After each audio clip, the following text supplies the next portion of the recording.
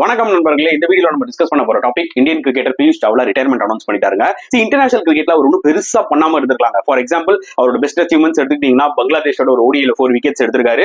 அதே மாதிரி சவுத் ஆப்பிரிக்காவோட ஒரு பர்டிகுலர் டெஸ்ட் மேட்ச்ல 4 விக்கெட்ஸ் எடுத்திருக்காரு இந்தியால. அபார்ட் ஃப்ரம் தட் அவரோட இன்டர்நேஷனல் கிரிக்கெட் அவர் எக்ஸ்பெக்ட் பண்ண மாதிரி போகல. பட் ஆனா முக்கியமான வேர்ல்ட் கப் வேர்ல்ட் T20 டோர்னமெண்ட்ல இவர் ஒரு பார்ட்டா இருந்திருக்காரு. 2007 T20 வேர்ல்ட் கப்ல பியூஷ் சாவ்லா ஒரு பார்ட்டா இருந்திருக்காரு. அதே மாதிரி 2011 வேர்ல்ட் கப்லயும் வந்து பாத்தீங்கன்னா 50 ஓவர்ஸ் வேர்ல்ட் கப்லயும் இவர் ஸ்குவாட்ல இருந்திருக்காரு. அட் த சேம் டைம் அவரோட ஐபிஎல் கேரியர் எடுத்துக்கிட்டீங்கன்னா 2008 இருந்து 2013 வரைக்கும் அவர் பஞ்சாப் கிங்ஸ்க்கு ரெப்ரசென்ட் பண்ணிருக்காரு.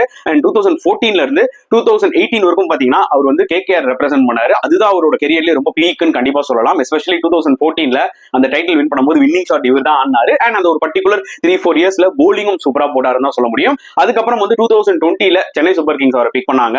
அதுக்கப்புறம் பாத்தீங்கன்னா ஒரு 2 இயர்ஸ் அவர் யாருமே எடுக்கல. அப்புறம் 2023ல எம்ஐ அவங்க எடுத்தாங்க.